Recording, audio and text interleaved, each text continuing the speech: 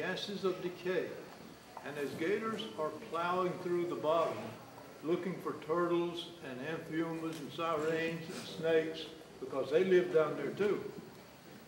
As they plow through the bottom peat, they release some of those big peat beds that come floating to the surface. Pretty soon, there's a little vegetation growing on it. Those peat beds sometimes are as small as 2 feet across or 200 feet across. And that's ultimately what becomes the land of trembling earth. Those peat beds float, vegetation begins to fill in on top. Pretty soon there's an animal community, and obviously there's a plant community there, and when it gets rooted, when the roots reach the bottom, then it never moves around anymore. But as you go down the boat trails here in the swamp, you'll see often floating, big, large floating peat beds that are moving in and out of the boat trails. This little fella, I'm not sure what he is right now, but a herpetologist can probe the cloaca. Cloaca's right here. Inside the cloaca, there's the sex organs can be found. And it's very easy to do when they're an adult gator.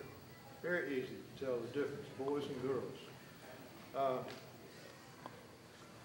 Around the edge of their lips and their mouth, all around the mouth, there are hundreds of little sensors, tiny little pressure sensors, so that as they float in the water, motionless, and anything within 20 or 30 feet around them makes a ripple, just a simple ripple in the water, he can feel it.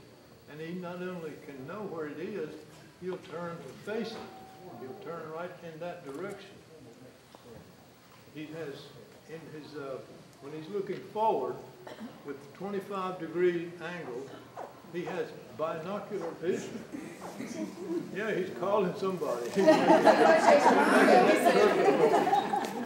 That's also the noise they make just before they get out of the egg. When they're developing in the egg and they're ready to hatch, they start calling their mama, making this noise. And when 20 or 30 of them do that, here comes mama. She's like a tank. And she gets on top and opens the nest. When she gets down to those little young ones, give her another. She picks them up in her mouth, 2 or 3 at a time, takes them down, puts them in the water. Go back and get 2 or 3 more, takes them down, puts them in the water, without scratching a single scale on their tender little body. Without scratching a scale. That ends her responsibilities. After that, she only does one thing. She only protects them for the next 2 years. For the next 2 years. 2 years later, the mother begins to get some activity up here in her pituitary gland that sends a message down to her ovaries and tells her to start developing some oocytes. And that means ovulation, estrogen, progesterone, all those changes that occur in her body. Today, she would look at her little baby and say, well, that's my darling baby. You better not bother her. Tomorrow, she might see this as a little snack because she will eat her own young after about 2 years. Everything else does. When a nest hatches, there's usually 20 or 30 or 40. Only about 2 or 3% of them will actually grow up to be a big gator. Most of them end up in the food chain. Those that do become a very important part of the swamp. When a gator is hunting, he'll take anything, but in each population of organisms, there's some young, there's some old, there's some weak, there's some fast, strong. Some that have more alert senses than others. Which ones are going to get caught? The slow, those that are not alert, the old, like us, the weak. Gators catch the weakness in a population. The very young, the very old. So what does that leave in the middle? The strong, the healthy, the highly reproductive population. That's really what, so they actually improve the survival of their prey animals by doing this. And at the same time, they're being improved. They also are evolving slowly to be faster, more alert, and they're extremely fast today. In this box, we have a little critter, one of 37 different snakes that lives in here. 37 different snakes. This one is a rat snake. This red rat snake typically has a checkerboard or a piano board belly. If you can't see this, they actually have a flat belly. A flat belly. That's a 90-degree angle where his side meets the body. On the very edge, that's two corners. Two corners. And he has about 200 to 300 scales on his belly, and that becomes hooks. Those corner scales at 90-degree angles on both sides become hooks. So rat snakes are good climbers. They can zip up in the bark of a tree or around it, or over through the twigs and limbs of a tree. But they go up there to catch other things, like lizards that might be there, birds, squirrels, anything that lives up in the tree can be caught by a snake. Ma'am, you want to touch it? Yeah, you're welcome. No. Anybody else? No. That's okay. All right, I understand. I understand exactly. Anybody? And you said he's got these little, doesn't care what it is.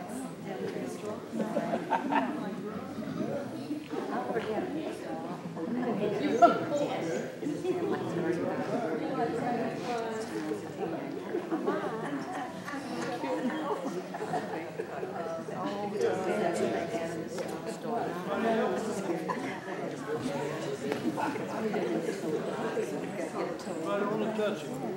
Good lady.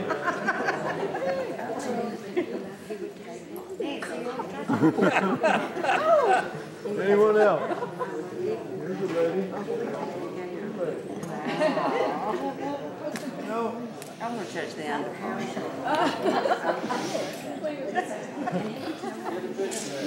When I go to school, sometimes I take of course, I talk with the principal and the teachers about it first. But they got a powerful tail, and you got to get them just right. I wouldn't want to. Girls always first. Yeah. Girls always first. And Oh my goodness. that whole street right here tonight, I don't think a single man has touched this thing. We're going to fix that right now. Yeah.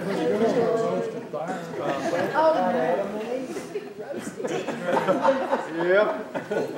Who said they ought to think about Adam and Eve? He's the one that likes to play with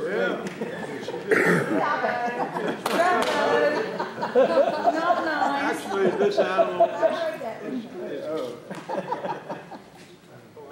think we're overdue. Man is about to crank up, but I do need to tell you this. Snakes have a lot of adaptation for eating things bigger than they are. For instance, he has an extra bone in his jaw, right here. So instead of just, he can go way down. He has an extra bone there called a quadrate bone that allows him to really drop that lower jaw. His skin of his mouth and his neck are extremely elastic. So he can stretch around. This animal here could eat a large rat, a small rabbit, a small squirrel. An adult would eat a whole squirrel or an adult rabbit easily. Once they do it by hooking. The lower jaw and the upper jaw have teeth that are hooked, like this. Like this. And so hooks on one side, hooks on the other side, and he keeps pulling it into his mouth until he's got enough to swallow. Once he swallows it, he's ready to go sit down and rest. He goes and finds him a safe place, and for the next 3 weeks, he just sits there and hums. Until he gets hungry again. Then he goes to the potty, then he starts hunting again.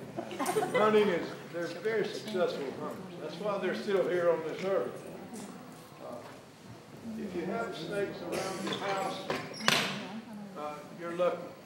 They're there to catch rats, mice, rodents of any kind, pests that might be invading your garden or your flowers. Squirrels. Now, yes, ma'am. Don't kill them. Don't kill them. Now, if it's a poisonous snake, that's a different story. But snakes like these, the rats and the garters and the indigos. Have you ever seen indigo? 8 feet long. They eat rattlesnakes for breakfast. Yeah. They are actually immune to rattlesnake venom.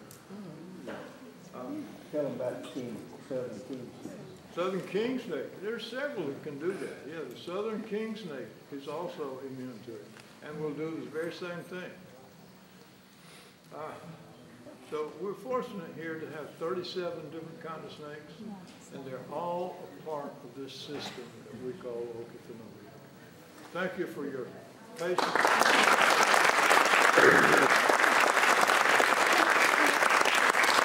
Let's go read.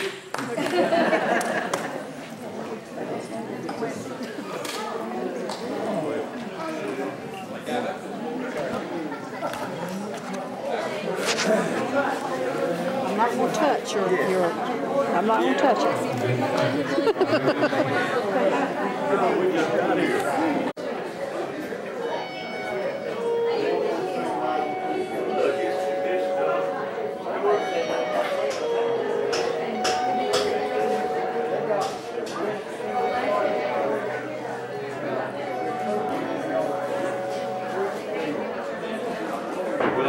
That's all I need.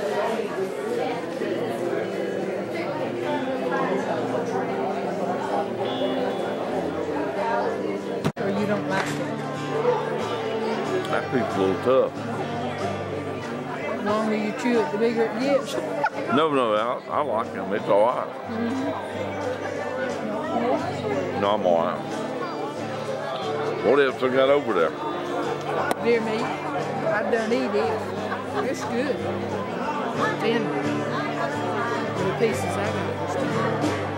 That drink's cold. That needs coffee. They got some in there somewhere.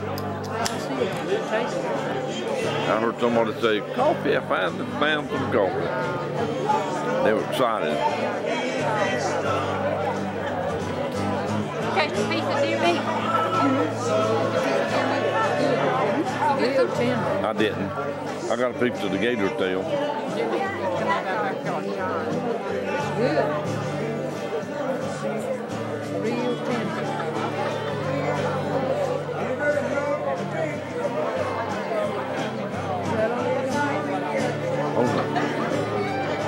I think this is barbecue. What are you going to do that for sure?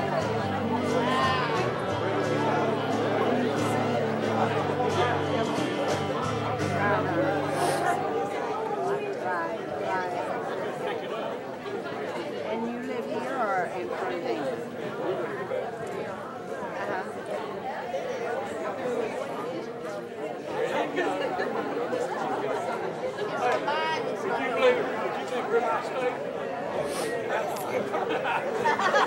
Things for what, eat at 6, 6:30?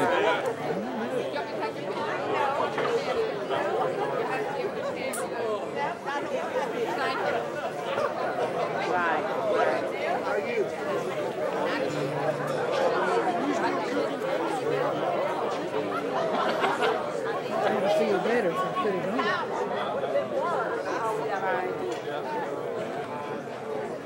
That's a good thing. They wash them and it's not water.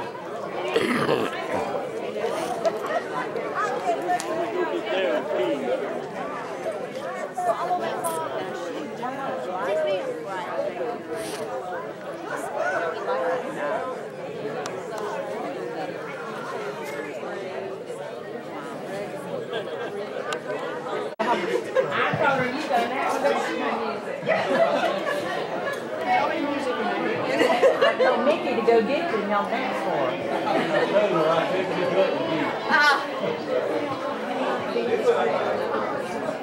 I don't know what it is. All I can do is to do this on my own. But I started with the rest. Actually, it says, would you lick your left foot off of my foot? Sorry, you can't get it. Thank you. Oh, you think you're hiding back there, don't you? Oh, no, you don't.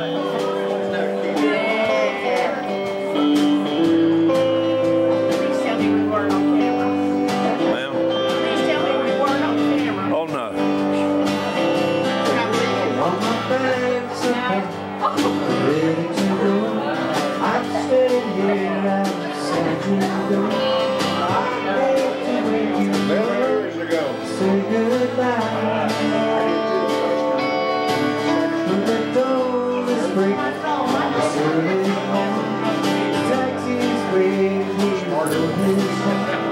Already I'm so lonesome, I could cry.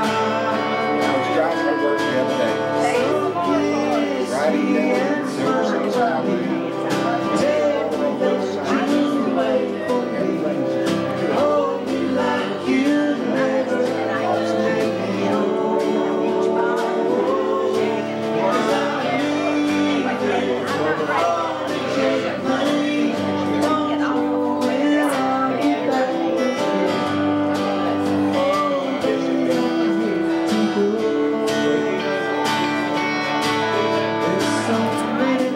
Down there just to get the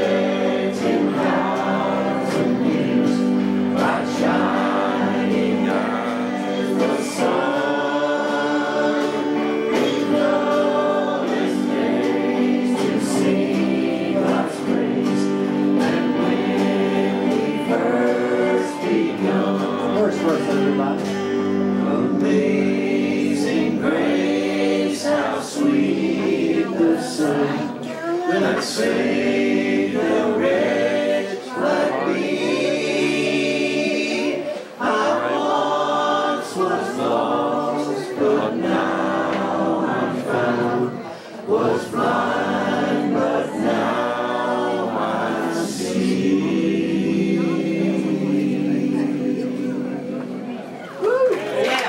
Folks, there's a man here tonight that he spoke to y'all a little bit earlier. He was one of our dear friends, one of our biggest fans, and when he was a little boy, he wrote this poem. And we're trying to find it here.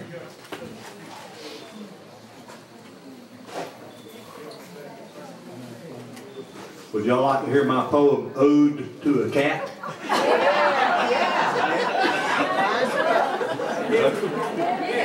I got to go to my Jeep and get it. It's written down on a piece of paper somewhere.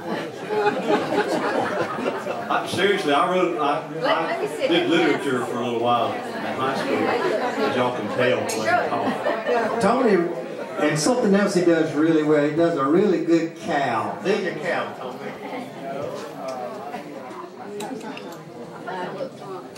Picture this, picture a cow.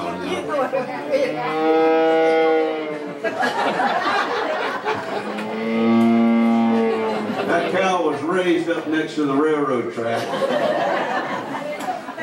It sounded like he got to the wine bar too a little bit. Anyhow, this song was written by Luther Thrift, and we're gonna play it right now. We have a Southern Heritage band called the Rebel Airs, and not all the guys are here tonight, but Luther wrote this poem. He was just a little young man, and it's called Appomattox, and it's a very poignant, very sad song about Lee and his troops having surrendered at Appomattox. And if you listen to the words, it's incredible that a young guy that young wrote this song, so we've always been impressed by that. My brother Bill put it to music.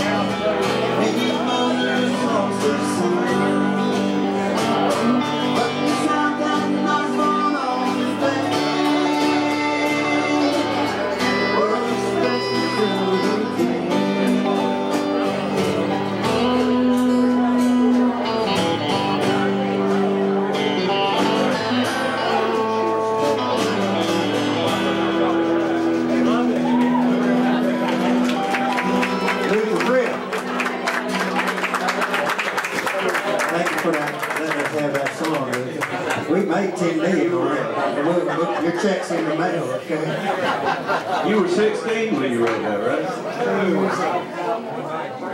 13. The guns were stacked, the air was so still, the men were there to talk.